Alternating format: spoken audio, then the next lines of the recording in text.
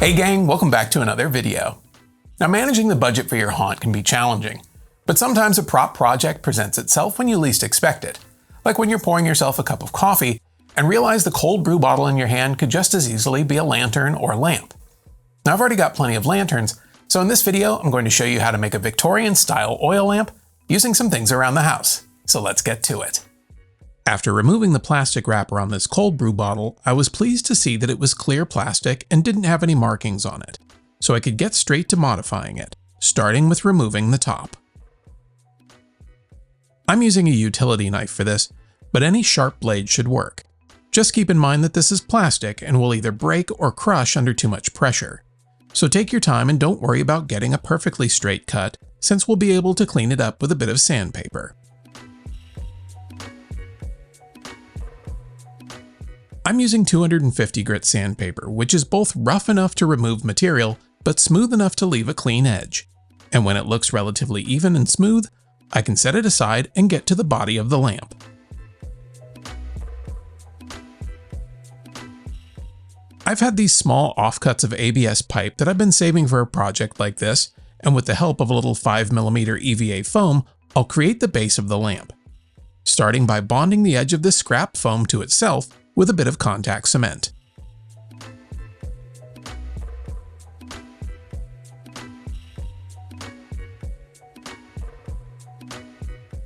After it's had a chance to set up, I compress the edges together to join them and then fit it inside of my larger section of pipe, followed by the smaller section of pipe. This will act as the body of the lamp. With that out of the way, I'm going to get to work on the decorative collar, which I'll also be making out of EVA foam. Now, before you say it, this detail could be cut by hand, but I decided to run it on my laser cutter since it would be much faster, and I could already feel the summer heat rising. This piece will also need to get glued to itself, so I'll break out the contact cement again, and then can set it aside to get tacky. When the contact cement was ready, I pressed the ends together to complete the collar and immediately realized that I should have waited because this ring is about a ½ inch larger than the pipe I'm going to glue it to. So what you'll see in these next clips is me assembling a bit out of order. Because the contact cement bonds almost immediately, I should have added the 1/4 inch spacer piece of foam to the inner ABS pipe and then wrapped the decorative collar around that, since it would be easier to align everything. But I was already here and made the best of it. It's not perfect, but no one will ever notice.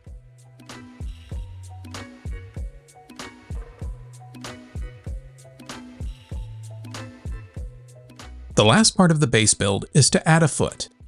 I'll be making this from foam as well, but I needed to make myself a pattern first. I used a plate to create this paper pattern, but I want the foot to have a taper to it. So I'll cut a slit in the pattern and we'll shift the ends until it has the amount of taper I'm looking for, and then I can tape it back together to set the position. Then I'll cut another slit into the pattern so that my tapered ring will lay flat, and that will be what I need to cut from foam to make the final part. With the foot piece in hand, I can apply more contact cement to the ends, let it get tacky, and then press the seam together. Then I'll glue the foot to the pieces of pipe in the same way.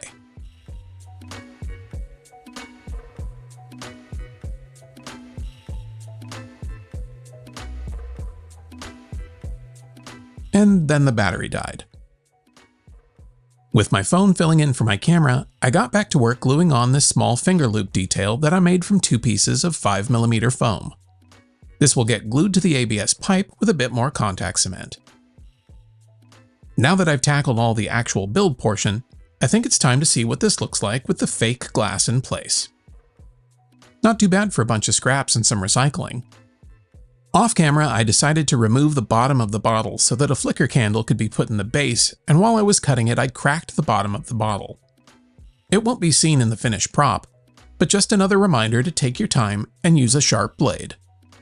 After a quick location change, I can get to painting, starting with coating all of the foam in rubberized spray.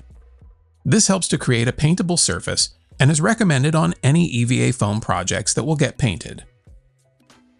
I applied 2 coats with 20 minutes of dry time in between each, and then could move on to color, or in this case, a metallic. Because I want this to mimic a brass lamp, my plan is to lay down a reflective base coat and then apply gold acrylic paint over the top using my airbrush.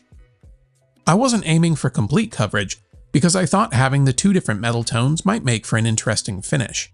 Also, affordable gold paints never really look like gold, so I knew I'd be aging the finish a bit before calling it done to try and warm it up to look more like brass. And speaking of aging, I mixed up some raw umber acrylic paint in water and sprayed it all over the prop. This does two things. It warms up the tone of the gold paint, bringing it closer to an antiqued brass color, and it provides some organic aging to the prop. I'll spray the entire prop, and then we'll blot away any excess paint as it pools using a paper towel or a rag. I'll do this step a few times with some dry time in between until the color and the aging looks how I want, and then I can set it aside to fully dry. While I wait, I'm going to give the bottle a bit of dusting with some white spray paint. This helps to further disguise that it's a coffee bottle, but also will help to catch the light and gives your fake glass a nice glow. I'm dusting the bottle from about 2 feet away, and I'm letting the paint land on the piece to help keep coverage light, since we still want some of the light to pass through the lamp.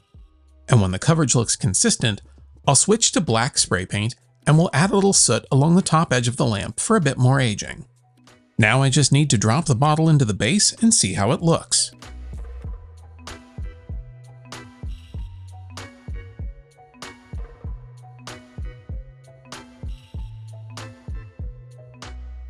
So there you have it, a practically free prop that also keeps you caffeinated. Now hopefully this build helped you to see the possibilities in everyday objects and inspires your next project, whatever that may be. Well, that's going to do it for this one. Be sure to like and subscribe if you haven't already, but most importantly, go make something.